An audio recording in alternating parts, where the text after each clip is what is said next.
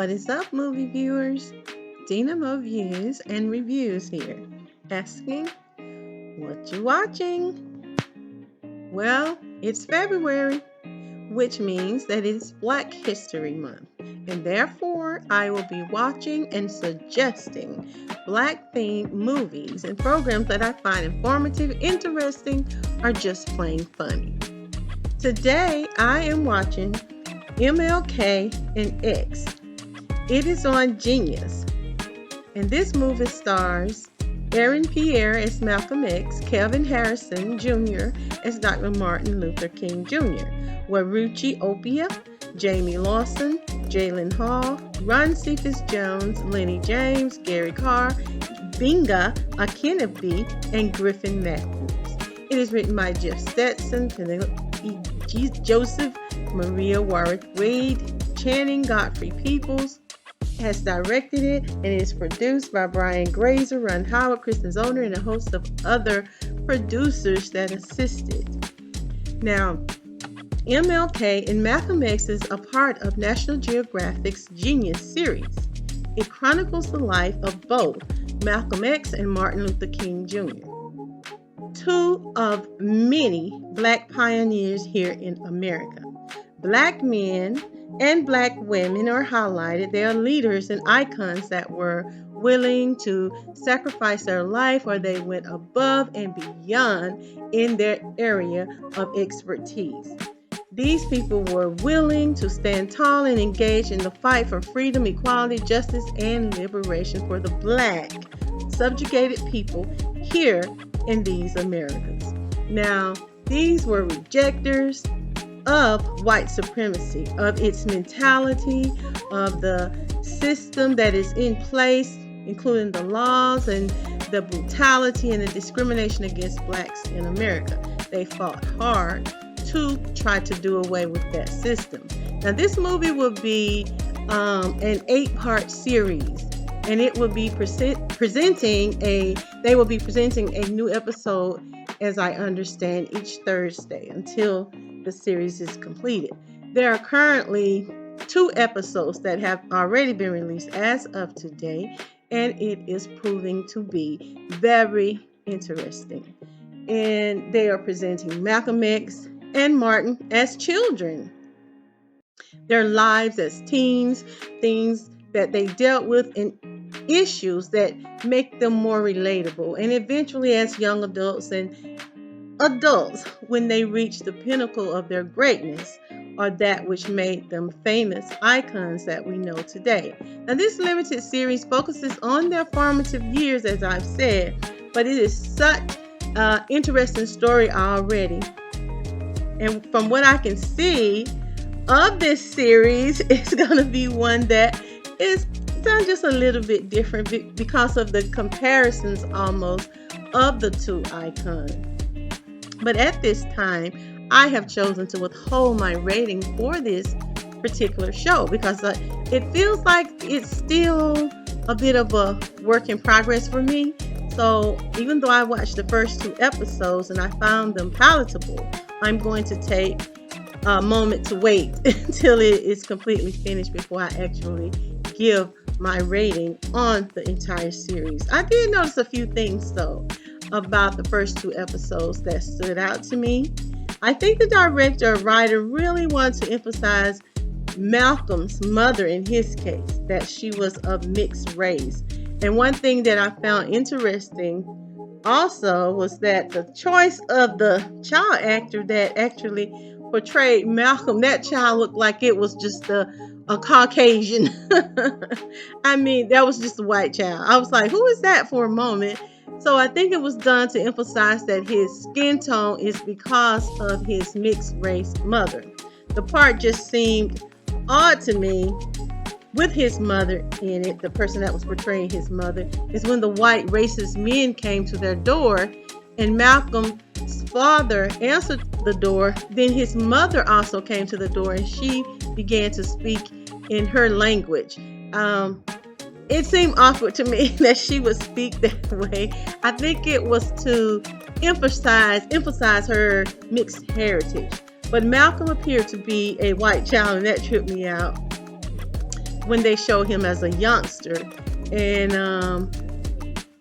like I said, it took me a minute to realize that it was actually him that they're trying to portray. But I think there was a message because he was considered to be very light.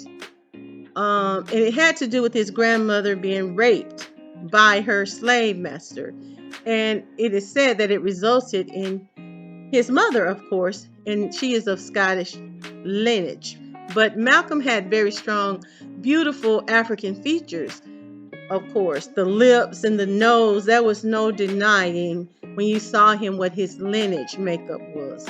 But of course, we know that Malcolm was born May 19th in 1925 in Omaha, Nebraska. And he is the fourth of 7 children. He is born to Reverend Earl Little, who was an African-American Baptist minister. And he's from Reynolds, Georgia. That's just a stone's throw away from me.